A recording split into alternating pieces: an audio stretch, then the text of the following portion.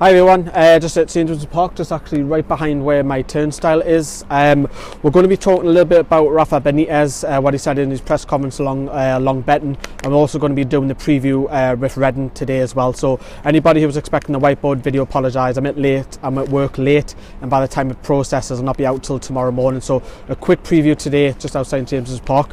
So let's begin with what Rafa said on his press conference today at Long Betting. So he was asked a few questions, and he's mentioned that he was happy to see the players celebrate with the fans with the wins over Brighton and Huddersfield. He said that the players, he's now seeing a response from the players with the celebration, with the hard work going into the games. Rafa's also reiterated that every single player, staff and fans need to know that nothing is done yet. We have to keep going to achieve what we want. So Rafa's basically saying, yes, we're all getting excited that we've literally got one foot in the Premier League. I'm very excited, but Rafa's still saying, let's take it game by game. I think it is important. I think Rafa's got his work head on. I think it is important that once we're there, then we can celebrate. As fans, we're all excited. We think we're there already, minus maybe getting maybe 3 or 4 wins. So I think we'll be there. But Rafa's just saying, let's go game by game. I think it's also remember, from a professional point of view, he's got to say that, and he is right at saying that. We like to dream. We want to be back in the Premier League. He's also mentioned that results against teams around us are more important than suffering a defeat, more or less, against teams who are lower end of the table. So he's also mentioned that he isn't thinking about going to Reading and getting a draw. He's out there to go and get a win against Reading, which is again the Rafa mentality as well. Some team news on the Reading game. He said that just Isaac Hayden and Rolando Aarons is out injured. We'll come on and obviously the Reading preview in just a second. Interesting, just away from Rafa's press conference today, that Jaap Stam has said in his conference, said that Reading are not in contention for the top 2, which is interesting considering his first time he's come out and said this. Now you've got to imagine that you've got to think that they're 8 points behind Brighton at the moment and 13 behind us. I think they're down in 5th position now. They've kind of dropped off the pace a little bit. So maybe Jaap Stam's admitted defeat that maybe it's the playoffs that for Reading. Let's jump over to let's talk a little bit more about Reading. Okay, so let's get on to Reading. So look at their form guide the last 6 games. They've won 2, drawn 2, lost 2. So they're kind of, as I mentioned before, they've gone off the pace a little bit.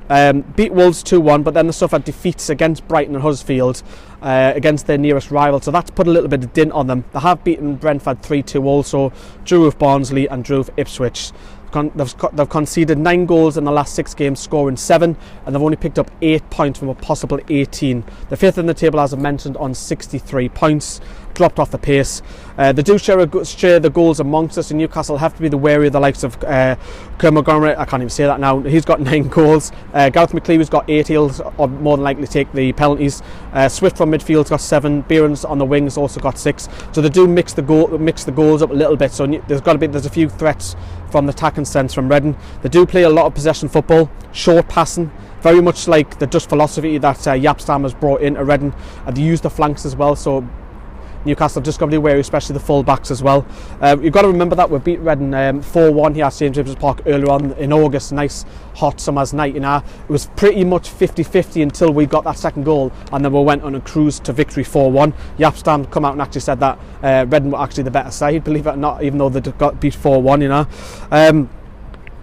If we can go and get another 3 points, what a week it'll be. I mean, we've got 6 points from Huddersfield and Brighton beforehand. If we can go to Reading and get 9 points, I mean, that'll be absolutely, what a week that'll be. That'll put a stamp saying, we're Newcastle, we're coming to the Premier League. I mean, yes, I know Rafa said earlier on, that I mentioned that let's take it game by game, but if we get another win, I mean, we hour the moon. I mean, myself, I only wanted 5 points from these 3 games. It's just, Newcastle's away form, it's outstanding this season. Why can't we go on? We've got confidence. A lot of fans were saying, "Ooh, we're going to get a defeat here and there," but a lot of fans are now saying, "Hey, we can go on and get these 3 points against Reading. Why not? Why not a deal? Why not a deed?" Obviously, team news, as I mentioned earlier on, Aarons and Hayden are the only 2 out. The only really question that you've got to ask yourself: who's Rafa going to play up top? Will he play Murphy because he scored? Will he play Dwight Gale? I've got the inkling that he'd probably go with Gale against Reading just to get the goals. Will Gouffran come in for Atsu? That's probably likely to happen. I am expecting that to happen. Will Anita come in? Will Anita continue his position, or will DeAndre Yedlin come in? And the other question is, did he drop Diarmi and bring Ayoze Perez in? So there's four possible changes that you might see. We'll have to see. Rafa likes to have us guessing, but prediction wise, I'm going to go for Newcastle to sneak this. I'm going to go for a 1-0 away win for Newcastle. to get 3 points, 9 out of 9 in the past week. Come on the tune. Obviously the review will be out after the game tomorrow. Come on Newcastle. Thanks for watching. See you later.